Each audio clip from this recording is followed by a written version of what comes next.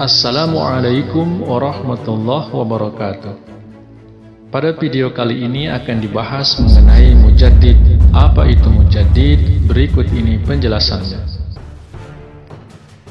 Rasulullah Shallallahu Alaihi Wasallam telah membawa syariat terakhir yang memenuhi seluruh kebutuhan dan keperluan umat manusia hingga akhir nanti.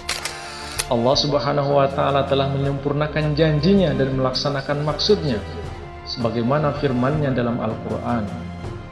A'udzubillahi minasyaitonirrajim. Al-yawma akmaltu lakum dinakum wa atmamtu 'alaikum ni'mati wa raditu lakumul Islam dinan. Pada hari ini telah kusempurnakan untuk kamu agamamu dan telah kucukupkan kepadamu nikmatku dan telah kuridhoi Islam itu jadi agama bagimu. Rasulullah Shallallahu Alaihi Wasallam telah menyampaikan Islam dengan sepenuhnya dan beliau telah membaktikan seluruh kehidupannya untuk mengkhidmati agama. Beliau Shallallahu Alaihi Wasallam telah mengabdikan seluruh hidupnya demi kebaikan umat manusia. Ya Allah, anugerahkan kepadanya sebaik-baik rahmat.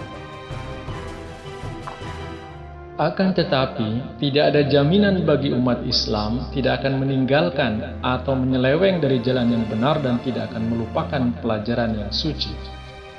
Faktanya, setelah mencapai kegemilangannya selama 3 abad pertama, 1000 tahun berikutnya secara bertahap Islam mengarah kepada kemunduran. Jadi, bagaimana caranya mengatasi keadaan itu?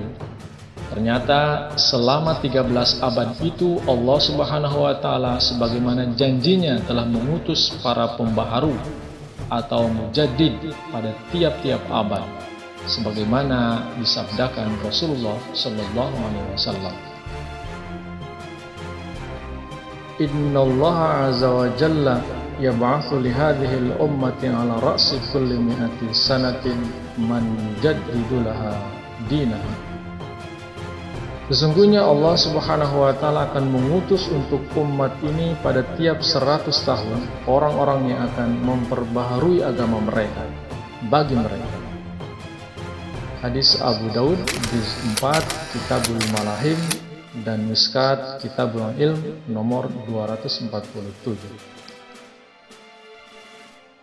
Apa itu mujaddid? Mujaddid secara bahasa artinya adalah orang yang membawa pembaharuan atau seorang pembaharu. Sehingga mujaddid bisa dipahami sebagai orang yang memperbaiki kerusakan yang ada pada urusan atau praktik agama Islam yang dilakukan oleh umatnya. Mujaddid tidak membawa syariat atau agama baru, tetapi hanyalah membawa metode-metode baru dan memperbaiki metode yang menyimpang berdasarkan Al-Quran dan hadis, serta memperbaiki kerusakan-kerusakan yang sudah terjadi di masanya. Mujaddid memiliki tugas untuk memperbaiki, membangkitkan dan membersihkan Islam yang dinodai unsur bid'ah, khurafat dan sebagainya. Mujaddid muncul pada tiap awal abad dalam kalender Hijriah. Mujaddid bisa saja seorang ulama, khalifah, cendekiawan, tetapi yang pasti mereka adalah orang yang berpengaruh besar dalam menegakkan agama Islam di zamannya. Tujuan atau maksud mujaddid adalah pribadi-pribadi unggul yang mengakhiri bid'ah-bid'ah atau keburukan-keburukan serta kelemahan-kelemahan yang terjadi di dalam umat Islam, menjalankan ajaran Islam yang benar dan senantiasa menyegarkannya. Mujaddid dibangkitkan tidak untuk seluruh dunia. Allah menciptakan para mujaddid di setiap negara, wilayah atau tempat, sehingga dalam satu waktu ada banyak mujaddid yang lahir. Mereka dibangkitkan di negeri-negeri atau wilayah tertentu di mana area tugas tajdid mereka tidak akan melampaui wilayah di mana mereka hidup, dan mereka dibangkitkan untuk tugas-tugas tajdid yang khusus di mana mereka memperbaiki keburukan-keburukan dan kejahatan-kejahatan tertentu yang telah tersebar di antara umat Islam pada tempat dan masa tertentu. Umumnya mereka tidak menyatakan diri mujaddid, melainkan orang lain yang menerangkan kedudukan mereka sebagai mujaddid. Baik mengumumkan atau tidak, seseorang telah mengatakan berkaitan dengan mereka atau tidak, siapapun yang memurnikan kewajiban memberikan bimbingan agama dan menunaikan kewajiban melakukan perbaikan. Mereka adalah mujaddid di tempat mereka masing-masing. Seorang ulama Sunni Moghul, Shah Waliullah Dehlawi, pada abad ke-18 menyatakan, seorang mujaddid muncul di tiap akhir abad. Mujaddid pada abad pertama Hijriah adalah Imam Ahlus Sunnah Umar bin Abdul Aziz.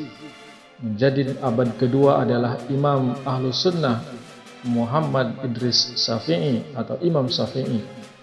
Mujaddid abad ketiga adalah Imam Ahlus Sunnah Abu Hasan Asy'ari atau Imam Asy'ari. Mujaddid abad keempat adalah Abu Abdullah Hakim Naisaburi. Izalat Al-Khaf halaman 77 bagian ke-7. Nawab Siddiq Hasan Khan dalam bukunya Hujajul Kiramah menuliskan daftar nama-nama mujaddid. Daftar nama-nama mujaddid yang berbeda juga terdapat dalam kitab Taqwim Al-Fikri Ad-Din halaman 330 sampai 331 oleh Syekh Mahmud Sarkawi dan dalam kitab Ad-Da'wah Al-Timmah oleh Said Abdullah bin Alwi Al-Haddad. Berikut ini nama-nama mujaddid menurut Siddiq Hasan Khan dalam kitabnya Hujajul Kiramah halaman 135 sampai 139. Abad pertama yaitu Umar bin Abdul Aziz. Abad kedua Imam Syafi'i dan Ahmad bin Hambal.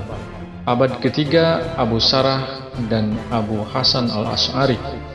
Abad keempat Abu Ubaidullah Nisafuri dan Abu Bakar Bakilani. Abad kelima Imam Ghazali. Abad keenam Said Abdul Qadir Jailani. Abad ketujuh Ibnu Taimiyah dan Hadrat Muinuddin Chisti. Abad ke-8 Ibnu Hajar Al-Asqalani dan Hadrat Saleh bin Umar. Abad ke-9 Imam Suyuti. Abad ke-10 Imam Muhammad Tahir Gujrati. Abad ke-11 Mujaddid Alif Sani Sarhindi. Abad ke-12 Shah Waliullah Muhaddas Dehlawi. Abad ke-13 Said Ahmad Brelwi. Dan untuk mujaddid abad ke-14 Hijriah atau masa saat ini, para ulama telah menyepakati tentang akan datangnya Imam Mahdi. Demikian penjelasan singkat tentang mujaddid. Terima kasih telah menyimak hingga akhir. Semoga bermanfaat. Assalamualaikum warahmatullahi wabarakatuh.